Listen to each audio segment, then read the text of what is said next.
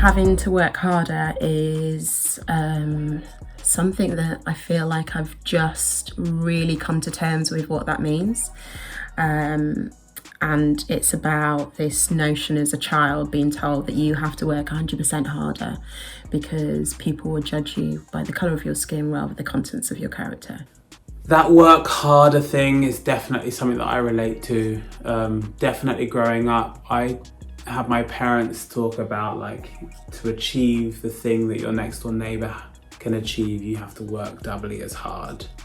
Since I was a child, so I was probably year 1 or year 2, I don't think reception so much, but my mum was like, you have to work so hard to be taken seriously. And I don't think she necessarily said it explicitly because of the colour of my skin, but I understood implicitly that was the case. When I first decided that I wanted to embark on a career as an actor in musical theatre, the first thing my father said to me was, one thing is always going to stand in your way. And I said, what? And he said, the colour of your skin. So to have that from, my father to start with, I think it's kind of always been in the back of my mind. I got sent to a Roman Catholic school. My mum had to fight to put me in this school. And, she taught me that it was going to be hard. So for me, I suppose that was part of my understanding and training and knowing that there was this thing about me called blackness that white people had a problem with. And no matter how smart I was, or no matter how talented I was, there would always be something about me that, for whatever reason, they would have a problem with, and it would be communicated in different ways. So obviously as a child, I wouldn't necessarily know how to communicate it, but I would always know how to defend myself. So I suppose the way that I dealt with it was I fortified, I got strong. I was like, right, I'm gonna fight, I'm not gonna be threatened, I'm gonna fight back, I'm gonna work harder, I'm gonna do all of these things, and I'm gonna prove these people wrong because they want to see my destruction and they're not gonna see it. So when that is the root of your foundation, the feeling of having to work harder is so immense because you're always starting in a minus rather than just equal playing, because you're always having that extra 100% or extra 10% that you have to do anything. And then putting that into work, as someone who started off as an actress and like really putting in the work, really trying really hard, like and you're getting the knockbacks, it just felt like no matter how hard you worked, depending on which room you were in, it was like there was one chair to be taken and there was 10 of us that wanted that one chair. You definitely felt that as a creative person, and it's hard. How do I put it? I want to be respected in my industry. I want to be respected as a performer and an actor, and seen as someone who is good at their job. But it almost feels like I have to do double the amount of work to get the same respect that other people get. And it's hard in an industry like ours because it's not based on merit. So just because I worked this year doesn't mean I'm going to work next year. Just because I got that job doesn't mean I'm going to get the next one. But you do see examples of people benefiting from previous experience, and sometimes it feels like, as a black creative, my past experience doesn't impact my future career prospects. So almost as if I'm starting from fresh every single time. I've spoken about this with friends, both black and white, but I really feel like it's really difficult still for black people to be mediocre in this industry, or for black people to fail. I've seen it so many times with creatives, with actors, where somebody might do a job, it might not go as well as it could have done, but that actor or creative will get another chance to do that job, or to do a job that has status. And again, it may not go however good, however you see good to be, but another chance will come. And I think there's a pressure that black people feel that you've only got one chance, or you better be really grateful for this lead role that you've got. And so it does create a pressure of having to be twice as good, having to be the model kind of black person. Working for me has always been about code switching, or as I like to say, like swapping my mother tongue. I have like 3 different voices, right? And it's about how I convey what I want to say in my own tongue through a white vernacular.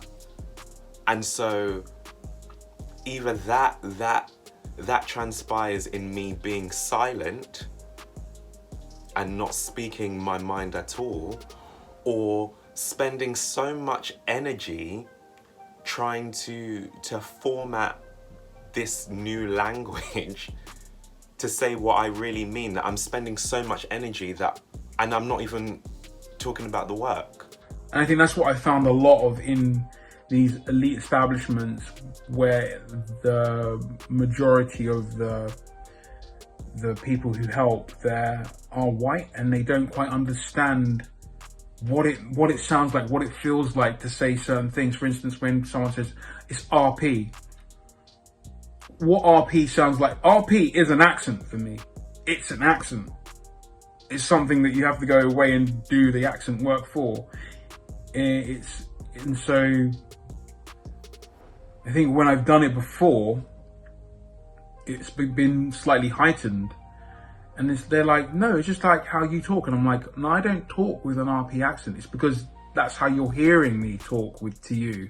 Because I'm kind of assimilating. I'm trying to make you understand me. So I'll be clearer, and I'll slow down, and I won't use as much slang. I'll be a lot more methodical and like pensive in my state before I speak. And I think they take that for granted, that I am already doing work to have a conversation, and so they don't know that I'm already putting on an accent. I'm spending so much time trying to explain to people why I can't use that. Have you got a different mic because that one isn't? Or do you know, when you do that, that makes me feel this way. I'm spending so much time trying to explain in my white vernacular why I should feel safe within my environment, and I haven't even done the work yet. And then I'm just spent. I'm exhausted. By the time I get home, I'm so tired because I'm just having to code switch. And that for me has been the hardest thing in working, is code switching, using these different tongues.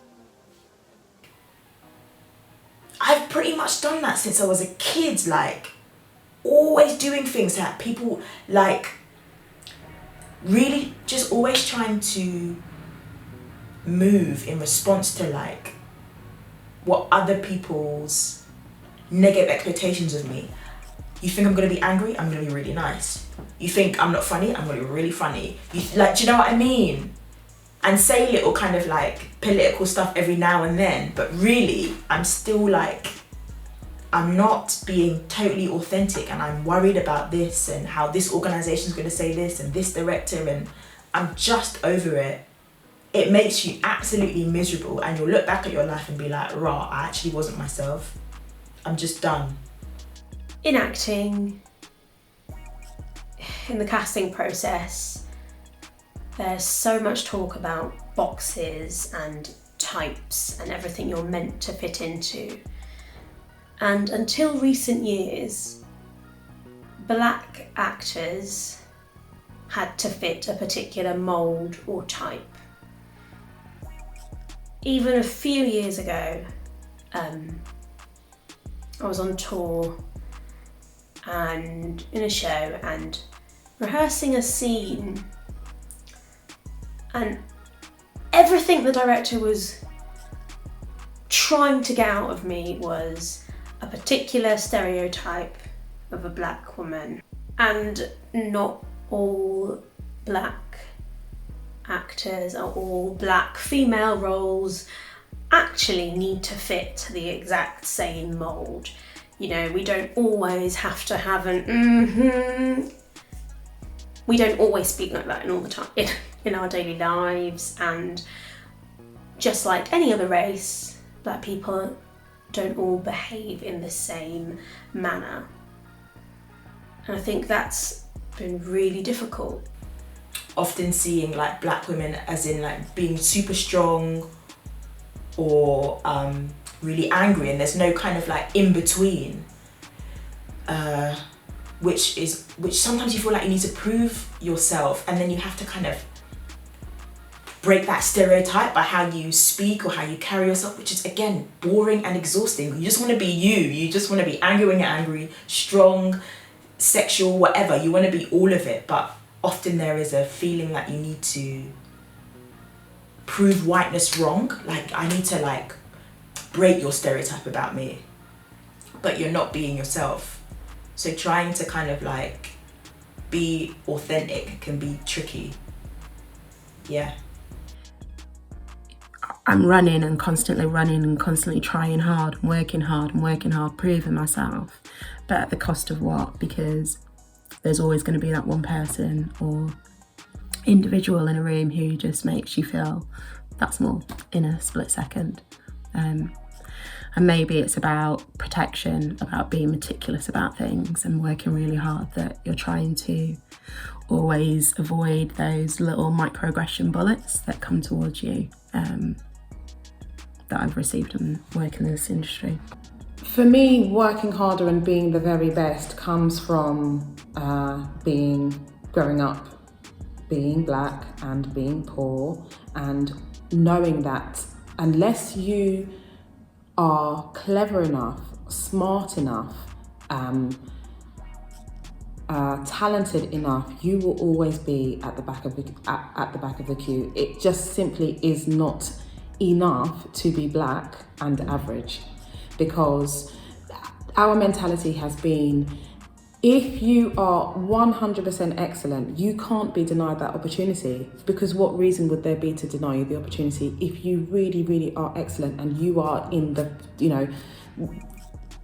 5th percentile of brilliant people. So that has always been my mantra, definitely. That has always been how, we have been raised.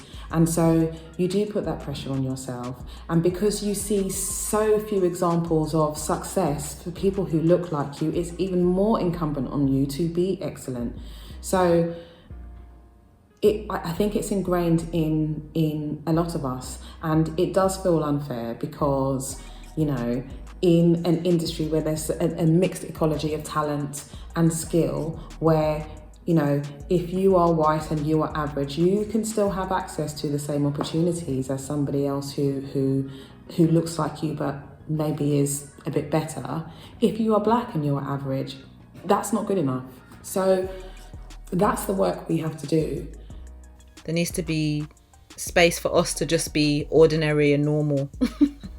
Because every time, we talk about black excellence, but sometimes you ain't necessarily feeling excellent, and there's space for that too. There is space for that. There is space to just be mediocre, and that's all right. Not everyday black excellence. We're black excellence by just being and existing in this system of Babylon, So that's enough. I think that is literally enough.